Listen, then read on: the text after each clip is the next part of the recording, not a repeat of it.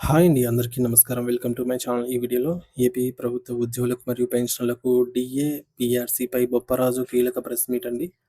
So, దీనికి సంబంధించిన పూర్తి వివరాలు ఈ వీడియోలో తెలుసుకుందాము. వీడియో అయితే ఎక్కడే గాని స్కిప్ చేయకుండా ఎండ్ వరకు చూసేయండి. అప్పుడే ఇన్ఫర్మేషన్ పూర్తిగా అర్థమవుతుంది. అలాగే వీడియో చూస్తున్న ప్రతి ఒక్కరు వీడియోకి లైక్ చేయండి ఫ్రెండ్స్. ఈ వీడియోని తోటి ఉద్యోగ, పెన్షన్ మిత్రులతో అయితే షేర్ చేయండి. కొత్తగా మన ఛానల్ చూస్తున్న వారు ఇంకా ఎవరైనా సబ్స్క్రైబ్ చేసుకోకపోతే వెంటనే మన ఛానల్ అయితే సబ్స్క్రైబ్ చేసుకోండి. సబ్స్క్రైబ్ చేసుకోవడం వల్ల నేను చేసే ప్రతి ఒక్క వీడియో మీ వరకు రీచ్ అవుతుంది. ఇక ఆలస్యం చేయకుండా వివరాల్లోకి అయితే వెళ్ళిపోదాము. ఫ్రెండ్స్, ఈ విషయానికొచ్చినట్టయితే ఆంధ్రప్రదేశ్ రాష్ట్రంలో అంకితభావంతో పనిచేస్తున్న ప్రభుత్వ ఉద్యోగులందరి హక్కులను కాపాడుకోవడానికి మరియు వారి న్యాయమైన డిమాండ్లను సాధించుకోవడానికి మరొక చారిత్రాత్మకమైన మహా ఉద్యమానికి సమయం ఆసన్నమైందని, రాష్ట్రంలోని ప్రతి ఒక్క ఉద్యోగి ఈ యొక్క పోరాటంలో భాగస్వామ్యం కావడానికి సిద్ధంగా ఉండాలని ఏపీ జేఏసీ అమరావతి రాష్ట్ర చైర్మన్ బొప్పరాజు వెంకటేశ్వర్ గారు అత్యంత ప్రాముఖ్యతతో కూడినటువంటి పిలుపునిచ్చారు. రాష్ట్రంలో ప్రస్తుతం నెలకొన్నటువంటి అస్థిరమైన పరిస్థితులను మరియు ఉద్యోగుల పట్ల ప్రభుత్వం చూపుతున్న ఉదాసీనతను గమనిస్తే తమ సంఘానికి ఉద్యోగుల ప్రయోజనాలే పరమావధి అని, వారి సంక్షేమం కోసం ఎంతటి కఠినమైన పోరాటానికైనా తాము వెనుకాడబోమని ఆయన అత్యంత స్పష్టంగా ప్రకటించారు. ముఖ్యంగా కాలం చెల్లిపోయిన పాత వేతనాల స్థానంలో కొత్త వేతనాలను నిర్ణయించే 12వ పీఆర్సీ కమిషన్‌ను ప్రభుత్వం తక్షణమే నియమించాల్సిందేనని, ఈ యొక్క విషయంలో ప్రభుత్వం చేస్తున్న అనవసర జాప్యం లక్షలాది మంది ఉద్యోగుల ఆర్థిక భవిష్యత్తును అగమ్యగోచరంగా మారుస్తుందనైతే ఆయన తీవ్ర ఆవేదన వ్యక్తం చేశారు. నేడు మార్కెట్‌లో నిత్యావసర వస్తువుల ధరలు ఆకాశాన్ని తాకుతున్నాయని, పెట్రోల్ నుండి పప్పు దినుసుల వరకు అన్ని ధరలు కూడా విపరీతంగా పెరిగిపోవడం వల్ల సామాన్య ఉద్యోగులకు, కుటుంబాలకు తీవ్రమైన ఆర్థిక సంక్షోభంలో కూరుకుపోయాయని, అల్లాడుతున్నారని చెప్పేసి ఆయన గుర్తు చేశారు. ఇటువంటి కష్టకాలంలో ఉద్యోగులను ఆదుకోవాల్సిన కనీత బాధ్యత ప్రభుత్వంపై ఉందని, కానీ పాత పీఆర్సీ గడువు ముగిసి కొత్త ప్రయోజనాలు అందాల్సిన సమయం వచ్చి దాదాపు 3 ఏళ్లు గడుస్తున్నప్పటికీ ప్రభుత్వం నేటికి ఎటువంటి సానుకూల నిర్ణయం తీసుకోకపోవడం అత్యంత దారుణమైన విషయమని ఆయన పేర్కొన్నారు.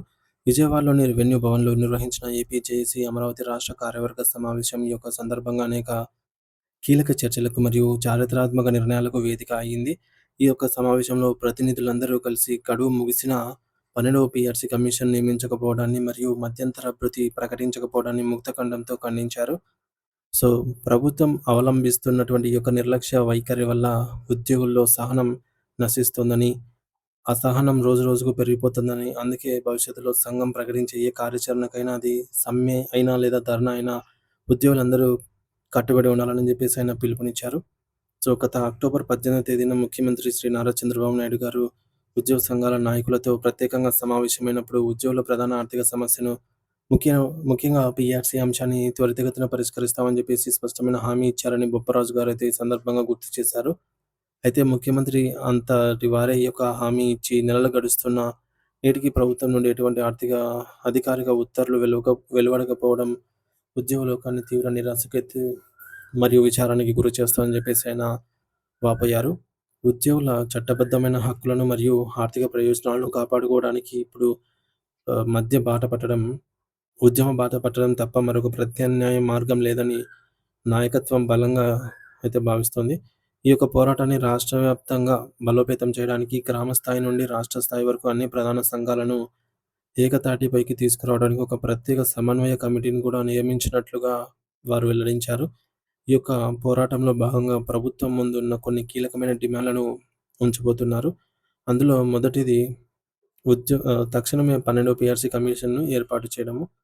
పీఆర్సీ ప్రక్రియ పూర్తి కావడానికి సమయం పడుతుంది కాబట్టి, ఈలోపు ఉద్యోగులకు తక్షణ ఆర్థిక ఉపశమనం కలిగించేలాగా కనీసం 20-30% మధ్యంతర వృత్తిని ప్రకటించాలని వారు డిమాండ్ చేస్తూ ఉన్నారు. అలాగే కూటమి ప్రభుత్వం తన ఎన్నికల మేనిఫెస్టోలో ఇచ్చినటువంటి వాగ్దానాల ప్రకారంగా రెగ్యులర్ ఉద్యోగులతో పాటుగా కాంట్రాక్ట్ మరియు ఔట్‌సోర్సింగ్ ఉద్యోగులకి కూడా సమాన పనికి సమాన వేతనం మరియు ఉద్యోగ భద్రత కల్పించాలని అయితే కోరుతున్నారు. మరికొన్ని ముఖ్యమైన డిమాండ్ల విషయానికొస్తే, వృద్ధాప్యంలో ఉన్న పెన్షనర్లకు గత ప్రభుత్వం తగ్గించిన అడిషనల్ క్వాంటమ్ ఆఫ్ పెన్షన్ ఏక్యూపీని తిరిగి పునరుద్ధరించాలని వారు కోరుతున్నారు. 70 ఏళ్లు పైబడిన వారికి ఇచ్చే ఈ యొక్క అదనపు పెన్షన్ మొత్తాన్ని కూడా ప్రస్తుతం ఉన్న 12% నుండి 15%కి పెంచడం వల్ల వారి మలి వయసులో వైద్య ఖర్చులకు ఎంతో ఆసరాగా ఉంటుందని అయితే వారు తెలిపారు. ఇక రవాణా రంగం విషయానికి వస్తే, ఏపీఎస్ఆర్టీసీలో పర్యావరణ హితమైనటువంటి విద్యుత్ బస్సులను ప్రవేశపెట్టడాన్ని స్వాగతిస్తూనే బస్సుల నిర్వహణను ప్రైవేట్ ఆపరేటర్లకు అప్పగించేటటువంటి ఆలోచనను ప్రభుత్వం విరమించుకోవాలనైతే వారు డిమాండ్ చేశారు. రవాణా వ్యవస్థ పూర్తిగా ప్రభుత్వ నియంత్రణలోనే ఉండాలని, అప్పుడే ఉద్యోగుల భద్రత మరియు ప్రజలకు తక్కువ ధరలోనే సేవలందుతాయని వారు స్పష్టం చేశారు.